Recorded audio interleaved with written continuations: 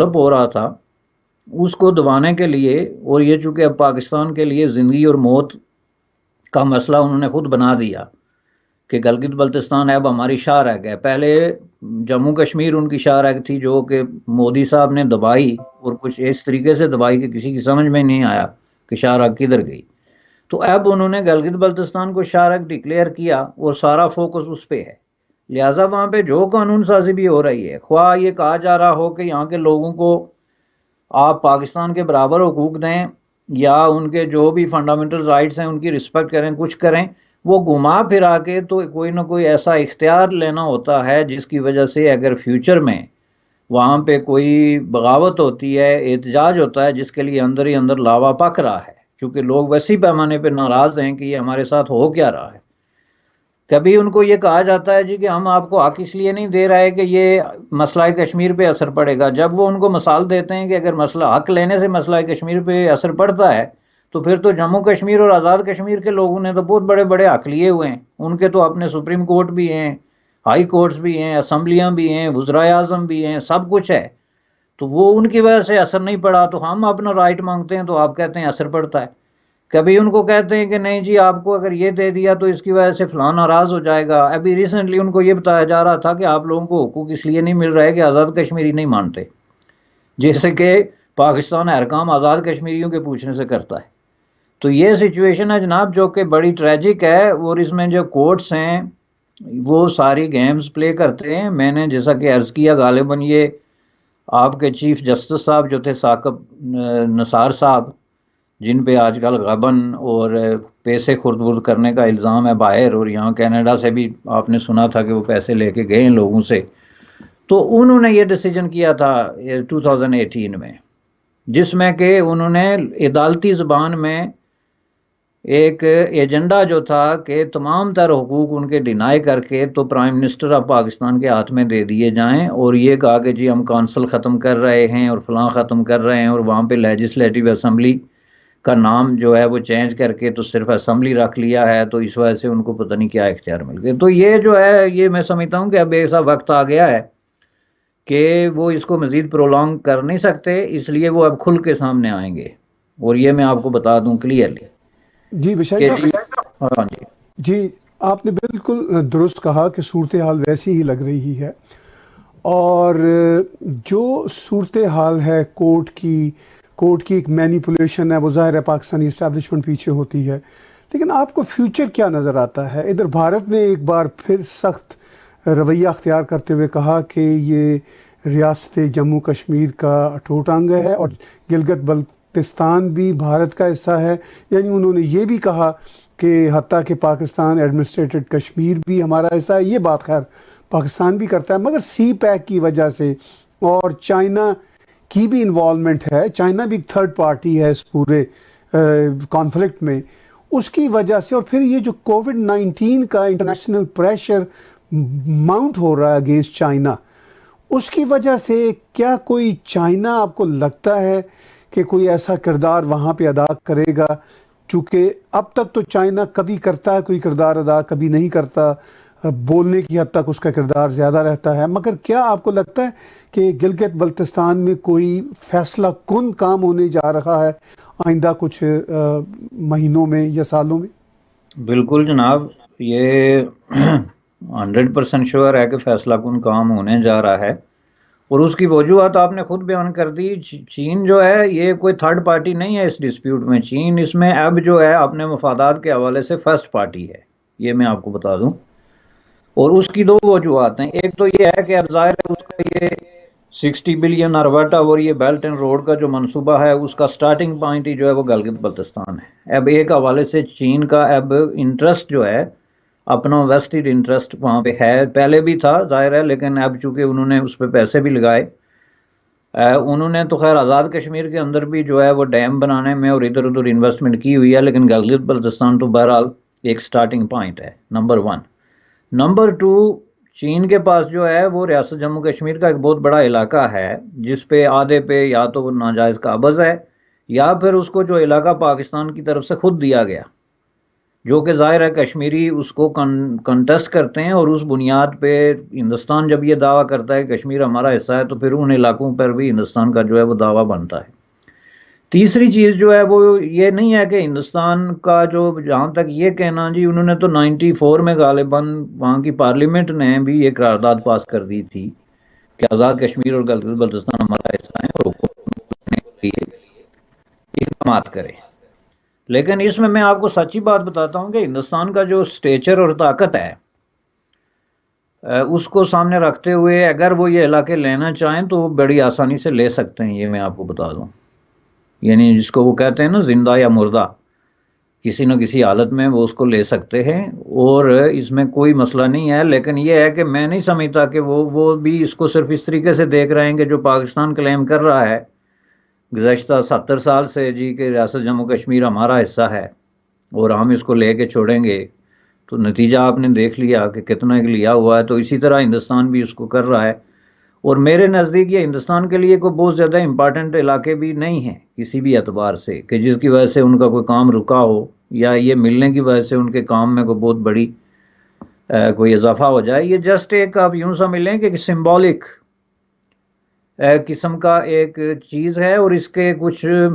معنی ہیں۔ جب آپ سمبولکلی اس کو یوز کریں گے تو اس کا مطلب یہ ہے کہ پارٹیشن کے وقت کچھ ایسے معاملات جو ہوئے کے اصولی جو اس پہ ایک موقف تھا کہ یہ علاقہ غلطی سے چلا گیا یا ہمارا حصہ ہے، اس کو واپس کیا جائے، تو اس میں ایک کنٹینیوٹی جو ہے وہ ہے۔ لیکن جہاں تک گلگت بلتستان کا تعلق ہے، مجھے یہ لگتا ہے کہ پاکستان یہ سمجھ رہا ہے کہ اس وقت ان کے پاس یہ ایک سنہری موقع ہے کہ چونکہ ہندوستان نے جموں کشمیر کو مرج کر لیا، اب وہ ایک یونین ٹیریٹوری ہے، کشمیریوں کی طرف سے اس کو ایکسیپٹ کیا جائے یا نہ کیا جائے، لیکن یہ ایک اتنی بڑی حقیقت ہے جو ہم سب کے سامنے ہے، جس سے ظاہر ہے انکار کرنے کا مطلب خود فریبی ہے۔ تو اس سے فائدہ اٹھاتے ہوئے اس وقت گلگت بلتستان جو ہے اس کو بھی لے لیا جائے۔ پاکستان کے جو پالیسی میکرز ہیں اور جو پیچھے بیٹھے ہوئے ڈیسیجن میکرز ہیں، ان کی یہ رائے ہے۔ تو اس صورت میں ان کا خیال ہے کہ اس پہ کوئی بہت بڑا رد عمل نہیں ہوگا، لہٰذا یہ اس پہ کچھ کریں گے، اور اس پہ کوئی زیادہ لمبا عرصہ نہیں لگے گا، یہ میں آپ کو بتا دوں۔ ضروری نہیں کہ وہ کو بہت اس کو صوبہ ڈکلیئر کر دیں یا کوئی اس طرح کی سیمی انڈیپینڈنٹ ٹیریٹوری بنا دیں، وہ اس کو اس طریقے سے کریں گے جیسا 70 سال سے کرتے رہے۔ علاقے مکمل تو کنٹرول ہے، راستوں پہ کنٹرول ہے، ٹیکسیشن تک کے اختیارات ان کے پاس ہیں، لوگوں کو بنیادی انسانی حقوق ڈینائی کرنے کے تک کے اختیارات حاصل ہیں۔ تو وہاں پہ مطلب ہے کچھ دو چار چیزیں اور ڈال دیں گے تو اس سے کیا جو ہے وہ فرق پڑے گا۔ بائی دا وے، اس میں جو سب سے بڑی چیز ہے وہ یہ ہے کہ جو 18ویں ترمیم کے تحت پاکستان کے صوبوں کو جو اختیارات حاصل ہیں، وہ بھی وہ گلگت بلتستان کے لوگوں کو دینے کے لیے تیار نہیں، اس لیے انہوں نے 2009 میں بھی اور 2018 میں بھی جو ان کو وہ دیا، اس میں سے ان چیزوں کو انہوں نے ایکسکلوڈ کر دیا، جس میں فنڈامنٹل رائٹ سے لے کر فائنینشل چیزوں تک شامل ہے۔ حالانکہ ان کو انہوں نے کہا کہ ہم آپ کو جو ہے یہ مشترکہ کونسل آف کامن انٹرسٹ اور اس طرح کی جو کمیٹیاں ہیں ان میں ایز اے آبزرور آپ کو بٹھا سکتے ہیں، ایز اے آبزرور، جس کا مطلب یہ ہے کہ آپ نہ ووٹ دے سکتے ہیں اور نہ اس میں آپ کی کوئی تجویز سنی جا سکتی ہے، آپ بیٹھ کے سنتے رہیں کہ ہم وسائل پاکستان میں کیسے بانٹتے ہیں۔ تو یہ میں سمجھتا ہوں کہ فیوچر کا ایک بڑا مسئلہ ہے، جس کے لیے ایک مقامی آبادی کے اندر بھی کافی بڑے پیمانے پہ انریسٹ جو ہے وہ موجود ہے۔ اچھا بشائی صاحب، اب آخر میں ہم اس صورتحال کو ایک بار پھر ڈسکس کریں گے، کیونکہ ہر ہفتے کشمیر کے دونوں طرف ٹینشن بڑھتی چلی جا رہی ہے۔ رمضان کا بھی مہینہ ہے، کووڈ-19 کا بھی چیلنج ہے، توقع ہوتی ہے کہ رمضان کے مہینے میں ویسے ہی پیس ہوگا، اور کووڈ-19 تو پوری دنیا پر ایک وبا ہی نہیں بلکہ ایک افتاد ہے۔ تو اس کے باوجود یہ ٹینشن بڑھ رہی ہے، اور بھارت کا مسلسل کہنا ہوتا ہے کہ پاکستان کا اس میں مین کردار ہے، ہمیں ڈیفینسو ہونا پڑتا ہے۔ تو آپ اس آرگومنٹ کو اور اس سچویشن کو کیسے دیکھتے ہیں؟ دیکھیں جی، یہ تو ہم نے پہلے بھی بات کی تھی کہ دیکھیں 3 بڑی آرگنائزیشنز جو ہیں جن پہ ٹیررزم کے چارجز ہیں اور انٹرنیشنلی بینڈ ہیں، جیش محمد ہو گئی، لشکر طیبہ اور حزب المجاہدین۔ اب تینوں کے میں نے آپ کو بتایا تھا کہ گزشتہ 5-6 مہینے میں ہر روز ان کے کوئی نہ کوئی لوگ جو ہیں وہ مارے جاتے ہیں، جس کا مطلب یہ ہے کہ ملیٹنسی اس ماحول میں اپنے پیک پہ ہے۔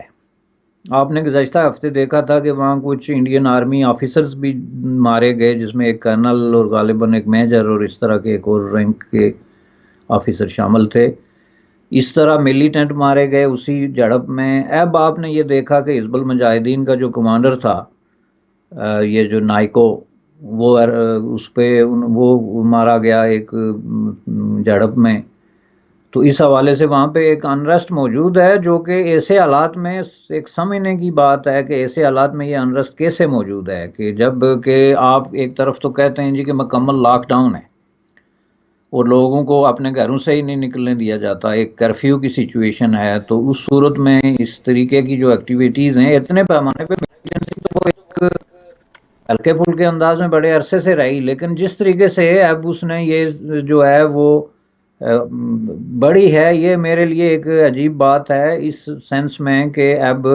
پاکستان کی طرف سے یہ کہا جا رہا ہے ریپیٹڈلی کہ جی ہم وہاں پہ ملیٹنسی کو سپورٹ نہیں کرتے۔ یہ بات بالکل سینٹنس یہ بولا جاتا ہے، لیکن پاکستان کی جو رولنگ ایلیٹ ہے اس کے ہر بیان میں جو ہے وہ آگ چھڑکنے کے علاوہ اور کچھ ہوتا نہیں ہے، کہ یعنی جب آپ یہ کہتے ہیں کہ جی ہندوستان نے وہاں پہ قبضہ کیا ہوا ہے، بیگنا لوگوں کو مار رہا ہے، ہر روز وہاں پہ جو ہے وہ 2-4 بیگنا لوگ مر جاتے ہیں، بروٹیلٹیز ہو رہی ہیں، سب کچھ ہو رہا ہے، تو آخر میں آپ یہ کہیں یا نہ کہیں کہ ملیٹنسی ہونی چاہیے یا نہیں، وہ تو ہوگی ایسے۔ چونکہ جب آپ ایک کام دیکھیں، اس میں ہمیں اب یہ سمجھنے کی ضرورت ہے کہ پاکستان اس کاز کو چمپئن کر رہا ہے without contributing any thing positive. چونکہ آپ اس طرح کی چیزوں کو جب ہوا دیتے ہیں تو ایک سچویشن کریٹ ہو جاتی ہے جو کہ کسی وقت بھی کوئی خوفناک ٹرن لے سکتی ہے۔ آپ کسی علاقے کو فوکس کر کے تو یہ کہنا شروع ہو جائیں کہ جی فار ایگزامپل آپ پاکستان میں دیکھ لیں، وزیرستان کو آپ فوکس کر کے تو حکومت ہندوستان یا حکومت افغانستان ہر روز کہنا شروع ہو جائے کہ وزیرستان میں بہت بڑا ظلم اور جبر ہو گیا ہے، یہاں پہ یہ ہو گیا وہ ہو گیا، تو وہاں پہ ایک سچویشن کریٹ ہوگی جو بالآخر جا کے جس کو ملیٹنسی کا ٹرن بھی مل سکتا ہے۔ اب پاکستان کا کشمیر کے بارے میں جو سٹینڈ ہے وہ یہ ہے کہ جی کشمیر میں یہ ظلم ہو رہا ہے اور ہم اس ظلم کا مقابلہ کریں گے، اس کو ایکسپوز کر رہے ہیں اور ہم اس کا حل نکالیں گے، لیکن پریکٹیکلی وہ اس کا کوئی حل نکالتے نہیں۔ نتیجے کے طور پہ وہاں پہ اس طرح کے نوجوان جو ہیں وہ گمراہ ہو کے بندوقیں اٹھاتے ہیں۔ اب اس میں ضروری نہیں کہ آپ ان کے ہاتھ میں بندوق دیں، جب آپ نے یہ سارا سٹینڈ لیا ہوا ہے جو الٹیمیٹلی بندوق کی طرف جاتا ہے